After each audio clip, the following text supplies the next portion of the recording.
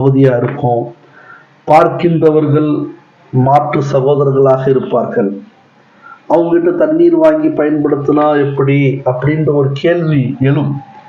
ஏனென்றால் அவங்களுடைய பாத்திரத்தில் அசுத்தம் இருந்திருக்கலாம், அல்லது அந்த தண்ணீரை எதற்காவது, அதாவது மார்க்கத்திற்கு ஆவாத விஷயத்துக்காக பயன்படுத்தியிருக்கலாம், அல்லது அவர்கள்ட்ட பழக்கம் இருக்குது, இந்த நாயை வளர்ப்பது, பன்றீரை வியாபாரத்திற்காக வளர்ப்பது, இதெல்லாம் அவங்களுடைய பழக்கமா இருக்குது. இன்னைக்கு கூட நம்மளால பார்க்க முடியும்.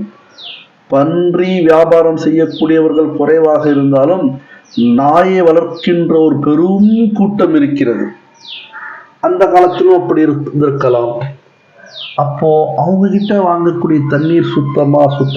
பொதுவாக பார்த்தால் மார்க்க சட்டம் என்ன, எல்லா மனிதர்களுடைய எச்சில் உமிழ்நீர் சுத்தம்தான்.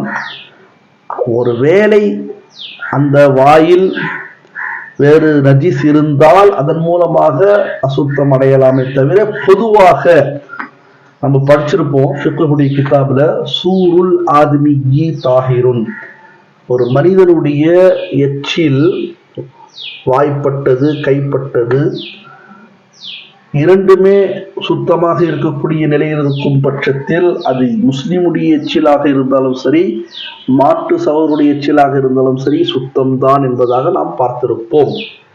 அதன் அடிப்படையில காஃபிருடைய குஃப்ரால் தண்ணீர் அசுத்தமாகாது, முஷ்ரிக்குடைய ஷிர்கால் தண்ணீர் அசுத்தமாகாது, நஸ்ரானியுடைய நஸ்ரானியத்தால் தண்ணீர் அசுத்தமாகாது, மஜூசியுடைய மஜூசியத்தால் தண்ணீர் அசுத்தமாகாது, யூதனுடைய யஹூதியுடைய யஹூதியத்தால்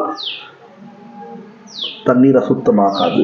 இதற்கு ஆதாரம் பார்க்கும் பொழுது நமக்கு பார்த்தீங்கன்னு சொன்னா, உமர் ரலியல்லாஹு தஆலா அன்ஹு அவர்கள் ஒரு தடவை பயணத்தில் இருக்கும் பொழுது ஒரு நஸ்ரானி பெண்ணிடத்தில் ஒதுக்காக தண்ணீரை வாங்கி ஒது செய்து தொழுதார்கள்.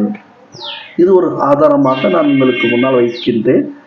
இது நமக்கு இன்ஷா அல்லாஹ் பார்த்தீங்கன்னு சொன்னா இப்போ அந்த பிரச்சனை இல்லை எல்லா இடங்கள்